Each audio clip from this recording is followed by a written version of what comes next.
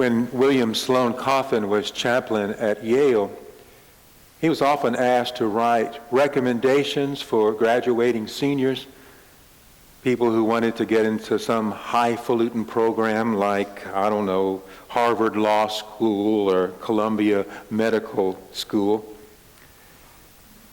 Bill Coffin, knowing that in order to get into such institutions, a candidate would need to rank in the 97th percentile on entrance exam and graduate in the 98th percentile of his or her class, he frequently wrote, "In all likelihood, the candidate will be in the bottom quarter of your class. But surely you will agree with me that the bottom quarter should be carefully selected as the top. And for what should you be looking in the bottom quarter, if not a candidate who will see the common good rather than personal gain, who will strive to be valuable rather than successful, and to make a difference, not money. As this candidate embodies these virtues, I consider him eminently qualified for admission to your outstanding school. Take him." Bill Coffin would then show the letter to the student, and the student would be invariably hurt. "How do you know I'm going to be in the bottom quarter of the class?" "Well, all the evidence is in, isn't it?" said Bill. "But yeah," the student would say, "but you don't have to tell them about it." You see what is going on? Never mind that Coffin had enumerated several sterling qualities of these young people. Never mind that the admission standards were, for these students at least, inaccessible, because he had said that they would not finish in the 99th percentile.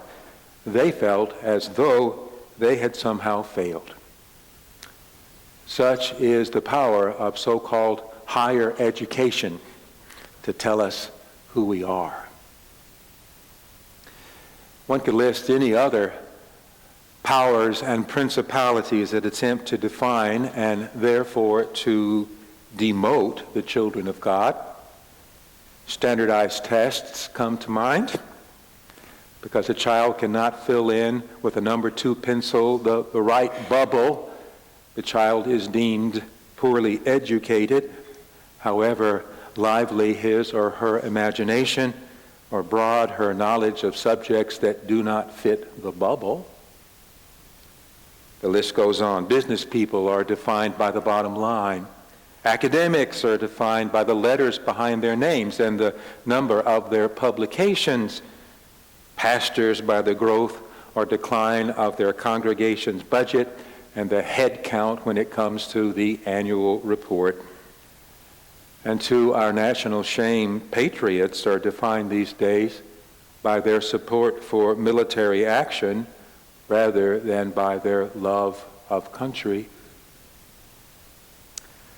A working definition of a God, whether it be an idol or the real McCoy, might run something like this. A God is the power or person who defines who you are, who gives you your identity. There are many such gods in our lives, but there is only one true God. All the rest are idols. Down there at the other end of this meeting house in the east end, just by the door we came in, the same door by which we will leave, is our liquid ID card. Baptism is the sign of who we are. By these waters we are defined, and through them we are led to God in Jesus Christ. How does baptism tell us who we are? Well, first of all, it tells us that we are not our own. We belong to somebody. We belong to the triune God. True, our culture tells us otherwise. It tells us that we belong to ourselves, that the individual is the be-all and end-all of life. That message bombards us incessantly. Frank Sinatra, though long in his grave, still croons, "My way." And now Donald Trump has taken up the chorus. Commercials urge us to find our happiness and self-fulfillment, whether it be a cushy retirement, freedom from body odor, or unabated sexual performance by means of a little blue pill. The worst fate that can happen to any individual these days is to do it somebody else's way, to fail to be yourself. Problem is, many of the powers and principalities who tell us to be ourselves are the same ones who seek to define us. They want to own us while they are whispering into our ears, "Oh, be yourself." Baptism reminds us that we belong to God and to no other, no lesser deity. Long ago, God reached out to us and said, "I shall be your God and you shall be my people." Long before we could respond, long before we knew how to say God's name, God said, "I love you." Once you have been claimed by that gracious, undeserved love of God, you don't want to belong to anybody or anything else. The proof of God's love is this, Paul wrote to the Romans, "While we were yet sinners, Christ died for us." What is your only comfort in life and in death? Asks the Heidelberg Catechism, and the response, that I belong, body and soul, not to myself, but to my gracious Savior, Jesus Christ. Baptism tells us, first of all, who we are, and it does it by reminding us whose we are. Second, baptism tells us who we are by calling us to follow Jesus. Jesus is our mirror to the human and our window to the divine. He shows us how to struggle with people and institutions who would make us less than human, and how to resist the kind of religion that makes God less than God. Jesus shows us what rules should be broken in honor to the God who transcends the rules, and what rules to follow in order to love God and neighbor. Jesus invites us to stand with him when he says to Pilate, "My kingdom is not of this world." He invites us to stand with Peter and the disciples as they say to the high priest, "We must obey God rather than men." Jesus brings us eyeball to eyeball with foreigners who have no claim of kinship by blood. And as he welcomes them into the family, he says to us and to them, "Great is your faith." He leads us across the boundaries that would separate us from our neighbors and shatters the walls of hostility. He bids us pray to the Father that all may be one. He calls us to be agents of unity in a world divided by race and sect and clan. He leads us to be peacemakers in a world gone mad for war. To be baptized is to be called to follow Jesus, to be in the world but not of it, to engage the world but not to be squeezed into the world's mold.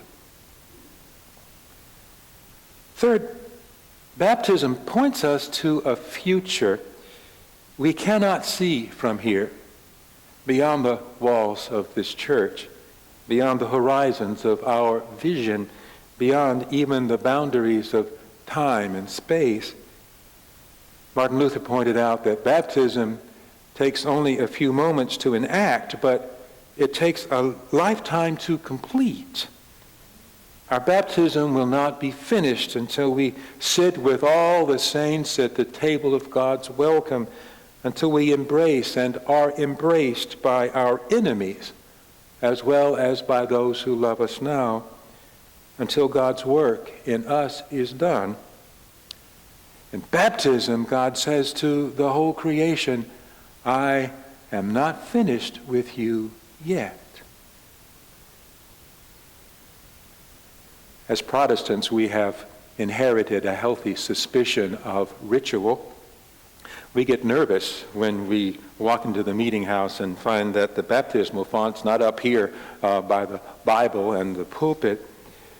At the door, at the exit and entrance point, seeing the font down there makes us wonder if the preacher wants us to do something spooky like genuflect or kneel or douse ourselves with holy water, something Catholic.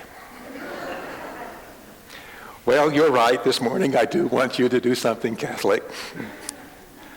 I want you to remember that you are baptized, that you belong to God, that you are called to follow Jesus, and that you are a work in progress. So instead of an altar call, I'm issuing a water call.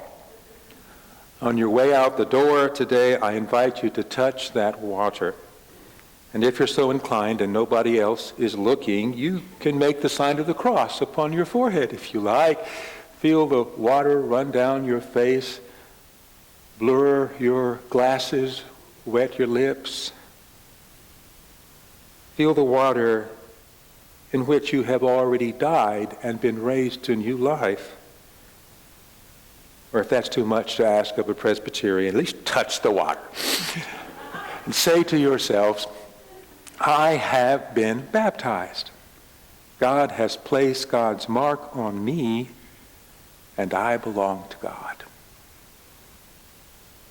Nothing could be more Catholic or more Protestant, more expressive of the Church Universal than to remember whose we are and the direction in which we are going, not inward toward ourselves, but outward toward the world, where we are called to meet Jesus doing justice, loving mercy, and walking humbly with our God.